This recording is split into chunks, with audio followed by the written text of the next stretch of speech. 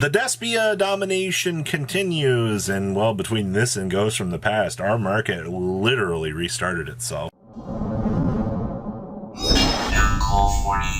I'm back 30% of guys and not smash the crap out of that subscribe button. Smashes when you get to 105,000. Short little update here. I have a nice little graphic on the top of my site that will give you updates on upcoming projects here. And we also have left right now just 2 cases of Ghosts from the Past. When this is gone, that's it, ladies and gentlemen. I am out of single displays. This is all that we have left. Alright. Oh, Despia dominates and Ghosts from the Past frenzy begins. So, top 10 for this week is hilarious, by the way, because all of this Ghosts from the Past stuff, Olubers are going wild. Houks have been like $13 for whatever reason, and I'm not gonna lie, like, the whole Ghosts from the Past frenzy right now has been pretty straightforward. I'm not gonna lie about that. So number 10 on this week's list was comedy. Like, I understand that some of this stuff is going to be getting upgrades here in Ghosts from the Past, but if you just bought 3 structure decks, you're looking at comedy and you're like, well, this is $1. All right, screw it. I'm just going to put this in my cart and I'm going to go to town. And that's what you want for value, right? When you can pick up additional cards and upgrade a deck for $1, it's not going to break the bank. This one is pretty straightforward here. Now that Ghost Ogre came in the structure deck, and we mentioned yesterday in the top cards that I would, penny stonk wise and play with, you're looking at Ghost Ogre right now, and if you're a budget player, this was one of the nicest options in a very long time for Yu-Gi-Oh! Well, I'm gonna clap for Konami with this. Even though Ogre has another reprint slot a couple months down the line here for the Megatins, they need to keep reprinting these. When Ghost Girls are hitting $5-6 per copy, that's a problem for the secondary market. So this continuing to rotate over because of the structure deck is good. I know a lot of people out here went and just bought singles from the structure decks instead, but budget players out here, if you can spend $3 on a set of Ogres, you're doing good. Quidardus here coming in at number 8. I mean, considering the fact that this was a one-of for the deck, also considering the fact it's just a Despia plus a lighter dark monster, it's a super poly target, technically, in addition to whatever else you really want to use this for at this point in time. Same thing down here with Masquerade, Despia monster plus a lighter dark monster. You never really noticed that, they're play 2 of one and then 1 of another. No, they're pretty much always going to be doing 1 and 1 of these to make sure that you have your tree of options, alright?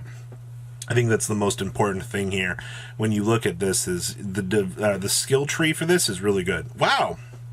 Theater came in at number 6. A common theater. So once again, this is going to fall into the same realm of comedy. Comedy was 93 cents. If you're looking at Despia and you're like, well, I 3 structure decks, I can go ahead and I can pick up a playset of theaters because I don't think you're going to buy just one. Most people kind of will head into the mentality of this and go, all right, I can buy a playset of these for $1. If you could find the same sell, you can probably get 3 theaters and a comedy for $2 with shipping, which is not bad at all. But considering the fact that theater was one of the things that really, really, really was awesome, yeah, but seeing a common place this high, wow. Branded Fusion coming in at number 5. Yeah, I'm not surprised about this either. Once again, structure deck things, though. This goes to prove that a lot of people looked at this structure deck and they're like, I don't want to buy the structure deck. I'd rather just go buy the singles, which is fine. I mean, let everybody kind of get the options to do what they want, because some people want Ogres, other people won't want the other Ogres. Some people just want the Branded Fusions. Like I said, this structure deck being broken up for value is insane. Ad Lidium coming in at $1. Once again, comedy, theater, Ad Lidium. I'm really glad that all of this stuff was available in super cheap rarities, because you were able to kind of get whatever you want.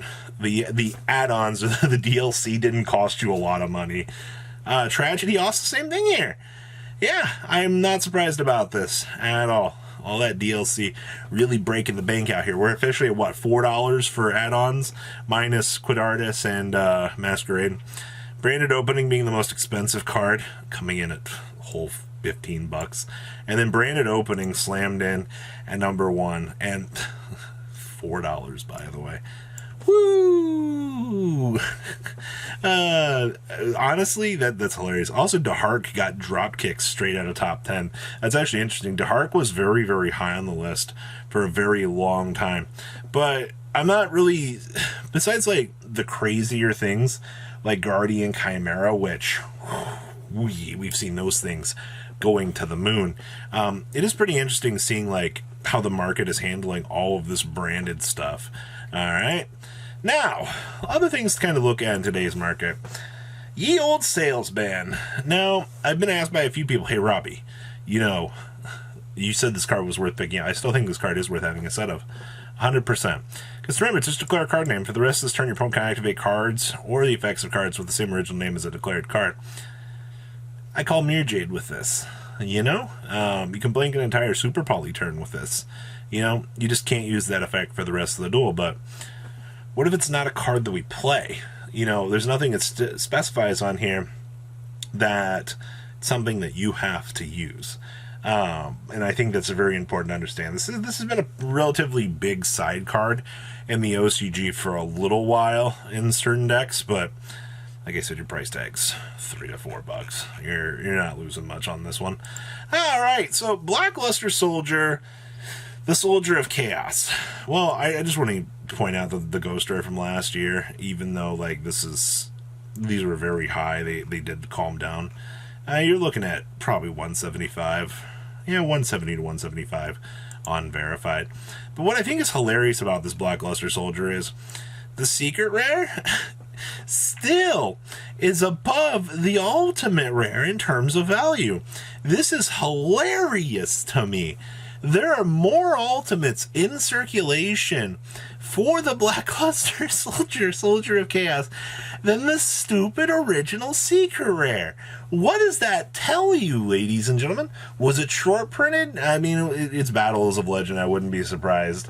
But most of the people who just picked up their secret rares are like, oh, I don't have a reason to pick up, the other offshoot rarities of this. And this is just one of the most hilarious things that I've seen in a very long time in terms of the market. Is this the secret versus the ulti? The secret's just like, yeah, I'm going to be way cooler than you are. This is actually something interesting I just wanted to point out here. For those of you that enjoy playing older formats, and I'm a fan out here of kind of picking up and messing around with some older stuff, Dual Terminal Ophions hit the point in the market that I just wanted to point out and say, damn, this is looking $9 per Ophion for dual terminals to have for collectability. I would keep an eye on this, ladies and gentlemen.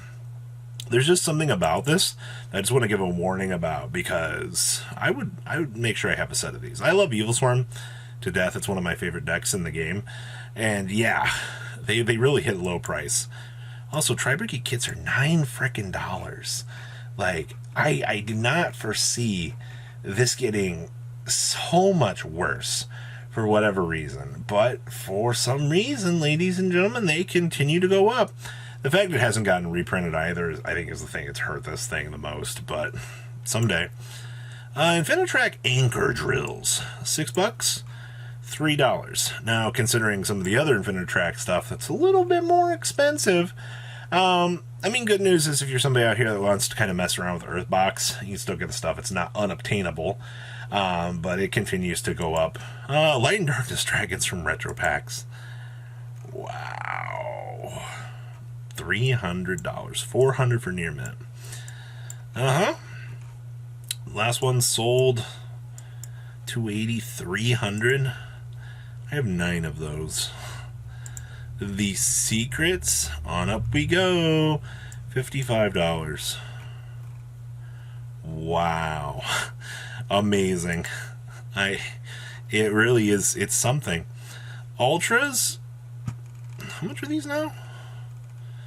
Oh wow, yeah, these Ultras are $5-6 is what I'm looking at here. Yeah, $5-6. Alright. Sure.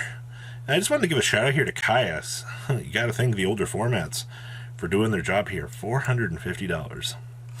$350. Yup, that's the market. You gotta love older formats. So that is today's market, ladies and gentlemen. Please, leave a comment down below. Tell me what you guys think. Make sure you guys smash the crap out of that subscribe button so you guys don't miss out on more awesome content. And I'll see your beautiful faces back here later on the day, guys. Peace out. Patrons, thank you.